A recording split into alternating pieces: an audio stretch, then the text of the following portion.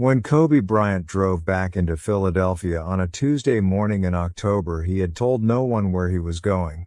Not his assistant, not his security team, not anyone in his family. He had rented a car at the airport under a different name and driven west through the city with the windows up and the radio off, the way a man drives when he is trying to hear something he cannot quite make out over the noise of his own life.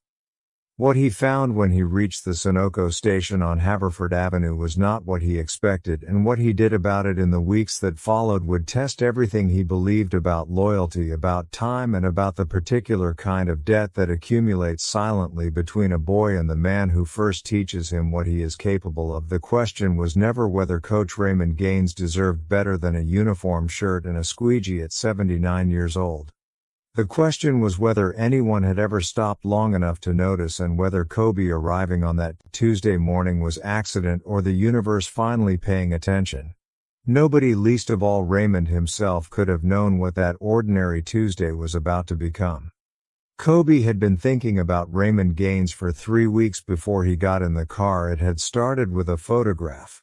A reporter working on a retrospective piece about Kobe's early years had sent over a collection of archival images for fact-checking, and one of them had stopped Kobe cold. It was a gym photo taken when he was 13. Maybe 14. A grainy shot of a practice drill, and there in the background, partially cut off by the frame, was a man in a gray tracksuit holding a clipboard and watching the drill with the focused attention of someone who was not just watching but reading what he saw, cataloging it, storing it for later use. Kobe had stared at that photograph for a long time. Raymond Gaines had coached youth basketball in West Philadelphia for over 30 years before his knees gave out and the recreation center where he ran his program lost its city funding, and the whole thing quietly disappeared, the way things in neighborhoods like that quietly disappear without announcement or eulogy. Raymond had never coached at a high school or college level, had never had his name attached to anything the wider world thought was important, but he had seen something in a 13-year-old kid from Lower Merion that the kid had not yet seen in himself, and he had spent 2 summers systematically dismantling every limitation that kid had placed on his own potential. Kobe had tried to find him twice over the years. Both times the trail went cold. Disconnected numbers, addresses that no longer matched a name that had no social media presence, no digital footprint of any kind, just a man who had done his work and then stepped back into the ordinary world as if the extraordinary thing he had participated in had nothing to do with him. The archival photo had sent him back to the search, and this time a private investigator he trusted came back within 4 days with a current address and a piece of information that sat in Kobe's chest like a stone. Raymond Gaines, age 79, was working part-time at a Sunoco station on Haverford Avenue in West Philadelphia, pumping gas and washing windshields 4 days a week. Kobe had read that sentence 3 times. He pulled into the Sunoco station at 9:40 in the morning wearing a gray cap pulled low and a dark jacket and dark jeans, the kind of outfit that made a man a shape rather than a person.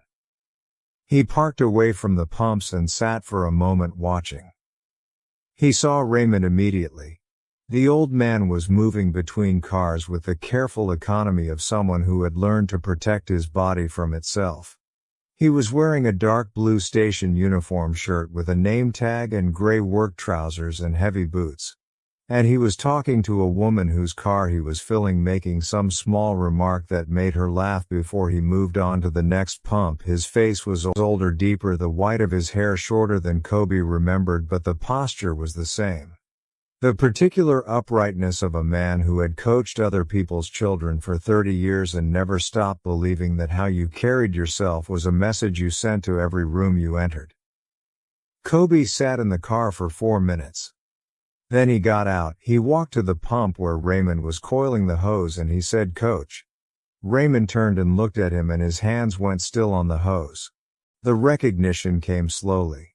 The way it does when the face you are seeing belongs in a different context, a different decade, a different version of the world, and your brain has to do the work of moving it from where it lives in memory to where it is standing in front of you right now. "Kobe," he said, "it's me." Kobe said. Raymond looked at him for a long moment with an expression that was not quite surprise and not quite the absence of surprise, but something more complicated, something that looked like a man deciding how to receive something he had not allowed himself to expect. "You look the same," Raymond said finally. "You look exactly like yourself," Kobe said, and meant it. They stood by the pump while two other cars came and went, and Raymond moved between them with practiced efficiency, never fully breaking the thread of their conversation, just pausing it and returning to it the way people do when work is what life is made of and you have learned to weave everything else around it. Kobe watched him work and felt something tighten in his throat on his break. Raymond walked with Kobe to a bench on the side of the building where the sun hit the concrete, and they sat with cups of coffee from the station's machine and talked the way men talk when there is too much between them to address directly, and so they approach it from the side through smaller things first. Raymond told him about his daughter in Baltimore and his grandson who was 7 and already asking to play ball, and the apartment he had lived in for 12 years on the 3rd floor of a building on Spruce Street where the elevator worked about half the time. Raymond talked about these things without complaint and without the performance of contentment either, just the plain inventory of a life that was what it was, and the coaching. Kobe asked. Raymond was quiet for a moment. "That's done," he said. "What happened?" "The center lost funding." Raymond said 6 years ago they tried to keep it going for 2 years after that on donations, but eventually he shrugged. "You know how it goes." Kobe did know how it goes. He had watched it happen to programs like Raymond's. His whole career watched the infrastructure of youth development in neighborhoods like this one get built and dismantled and built again, every generation losing something in the translation. "What do you do with it?" Kobe asked. "All that knowledge." Raymond looked at him. "I watch my grandson," Raymond said. "And sometimes when his parents aren't looking I show him things." Kobe laughed and Raymond smiled, and for a moment they were in a gym in West Philadelphia in 1989, and the distance between then and now collapsed entirely. Kobe drove back to his hotel and did not call anyone for 2 hours. He sat in the room with the curtains open looking out at the city, thinking about Raymond on that bench with his coffee, talking about his grandson. Like the 30 years of other people's children he had shaped were a thing that had simply run its course, thinking about all the mornings Raymond had opened a gym and set up cones and run drills and watched boys become something more than they had been when they arrived, and how none of that had a number attached to it anywhere in any record that the world kept. He called his foundation director at 4 in the afternoon. "I need to do something," he said, "and it needs to be right. Not fast right." She knew the difference. She always knew the difference. "Tell me everything," she said. Over the next 3 weeks Kobe's team worked quietly. They found the recreation center building, which had sat partially vacant since the program ended and was now used for storage by the city parks department. They talked to the city, contacted a structural engineer, identified a contractor, got a sense of what it would take to bring the space back to what it had been, and then beyond what it had been they found the families of former players. Raymond had coached over the years, tracked them down through old registration records and community contacts and asked them to write something down, anything they remembered, anything Raymond had said or done that had stayed with them. The responses came back over 10 days, and Kobe's director printed them and put them in a folder and brought it to Kobe in Philadelphia, and he sat and read every one. A man in his 40s who was now a high school principal in Camden wrote about the day Raymond had stayed 4 hours after practice to work with him on his left hand because he had said, "This is the thing that will stop you if we don't fix it, and we are going to fix it." A woman whose brother had played in the program wrote that Raymond had driven her brother to a college visit himself because their mother didn't have a car. A man who was now a physical therapist wrote that Raymond had been the first adult outside his family who had ever looked at him like he was worth the time. Kobe read all of it and then sat quietly for a while. They arranged for Raymond to come to the recreation center on a Saturday morning in November, telling him only that there was something there he should see. Kobe arrived first and stood in the refurbished gym, which smelled of fresh paint and new floor varnish. The new lights were bright and even the backboards had been replaced. The bleachers rebuilt, the storage rooms cleaned and fitted with equipment cages. The coach's office at the far end had a window again and a desk and a whiteboard, and on the whiteboard in Kobe's own handwriting were the words, "This is yours." Raymond walked in with his daughter beside him because he had told her something felt important and she had insisted on coming, and when he stepped through the door and saw the gym he stopped walking entirely. His daughter took his arm. Raymond stood in the entrance for a long moment, not speaking, just looking at the court, at the new floor, at the lights, at the backboards, at the bleachers, and then he saw Kobe standing at the far end near the coach's office, and he walked the length of the court slowly. The way you walk towards something when you are not entirely sure it will still be there when you reach it. Kobe met him at the free throw line. "What did you do?" Raymond said, his voice low. "I made a phone call," Kobe said. "A lot of phone calls, actually." Raymond looked around the gym again, his jaw working silently. "It's registered as a non-profit. Kobe said the foundation will fund operations for 5 years. After that, the community board takes over. There's a salary for the head coach. A full one this time with benefits, and there are 12 kids already enrolled waiting for the program to start." Raymond looked at him. "12 kids," he said. "12 kids?" Kobe said, "who need exactly what you gave me." Raymond's daughter had her hand over her mouth, and Raymond himself stood at the free throw line where he had stood 10,000 times before in a different version of this room, and he looked down at the floor and then up at the lights and then at Kobe, and his eyes were full. "I'm 79 years old," he said. "I know," Kobe said. "Those 12 kids don't care." Raymond laughed, and the laugh broke something open in him, and he put one hand over his eyes and stood there at the free throw line shaking his head slowly, and Kobe put a hand on his shoulder and left it there and said nothing because there was nothing to say. That the room wasn't already saying better. Raymond coached his first session 3 weeks later. 12 kids between the ages of 10 and 15 stood in a semicircle in the new gym while a 79-year-old man in a gray tracksuit walked the floor with a whistle around his neck and a clipboard in his hand and talked to them about the only thing he had ever truly believed in, which was that the distance between what you are and what you are capable of is not fixed. It is a choice you make every single day, and the work is how you make it.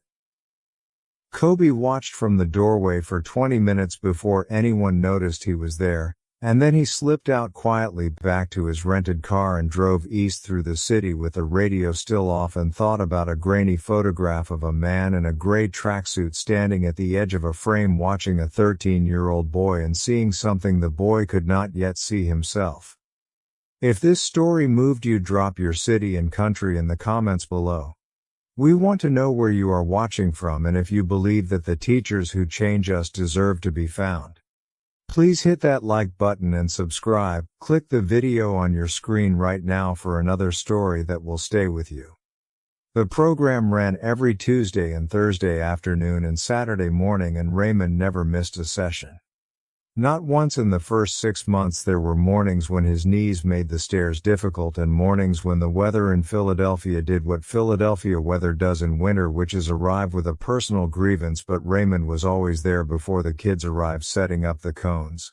The way he had always set up the cones, with the particular care of someone who believes that preparation is a form of respect for the people you are preparing for. The 12 kids became 16 by February and 21 by April. Word moved through the neighborhood the way word moves when something real is happening, not through announcements or flyers but through the specific testimony of children coming home different than they left, more certain of something, more willing to try something they had been afraid to try before. One mother told Raymond at pickup one Thursday that her son had started getting up at 6 in the morning to practice in the driveway before school, and she had not asked him to, and he had not explained why. He just started doing it, and Raymond had nodded and said, "That's what it looks like when it takes." Kobe called every 2 weeks, sometimes more often, just to hear how it was going. Raymond always answered on the second ring and gave his report with the efficiency of a man who respected other people's time. They talked about the kids, about the ones who were progressing and the ones who needed a different kind of attention, about the equipment that needed replacing and the scheduling conflicts with the school calendar, and occasionally about nothing in particular, just two men who had found their way back to each other after a long time and were in no hurry to let the call end in April. Raymond's grandson came to visit from Baltimore and Raymond brought him to a Saturday session, and the boy, who was 7 and named after his grandfather, sat in the bleachers watching with the total absorption of a child who has just discovered that something he loves is also something real. And after the session, Raymond walked him onto the court and stood him at the free throw line, the same free throw line, and crouched down beside him and said something in his ear that nobody else could hear, and the boy nodded very seriously, and Raymond handed him the ball, and the boy stood there with the ball held in both hands looking at the basket like it was a problem he intended to solve, and then he shot and the ball arced up and came down through the net clean, and the kids who were still in the gym erupted, and Raymond stood up slowly with one hand on his knee and watched his grandson look around at the noise with an expression of pure startled joy, and Raymond's face in that moment was the face of a man who had just seen something complete itself. Something that had been moving toward this point for a very long time. Kobe heard about it on the next call. Raymond described it plainly the way he described everything, but Kobe could hear something underneath the plainness. Something that had been waiting a long time to be able to sound like that. "You know what I kept thinking," Raymond said while I was watching him. "What I kept thinking about you, Kobe, at that age, the first time something clicked and you felt it and your face did that thing faces do when you understand for the first time that you might actually be able to do what you came here to do." Kobe was quiet for a moment. "I remember that day," he said. "So do I," Raymond said. "So do I." After the call, Kobe sat for a while thinking about what it means to be seen before you have proven anything, about the particular courage of the people who look at a child and say, "I see what this could be, and I am going to show up every day until you can see it too." He thought about all the Raymond Gaineses in all the neighborhoods in all the cities who were doing that work in gyms and on courts and in classrooms without recognition, without adequate compensation. Without anyone driving back 30 years later to say what needed to be said. The foundation began a coach recognition initiative that fall identifying and supporting youth coaches in underserved communities across 5 cities. It was not named after Kobe, it was named after Raymond Gaines. And when Raymond found out, he called Kobe at 7 in the morning, which was not their usual time, and said, "You didn't have to do that." And Kobe said, "I know." And Raymond said, "I don't know what to say." And Kobe said, "You already said everything that mattered 30 years ago on a court in West Philadelphia. You just didn't know I was listening as carefully as I was."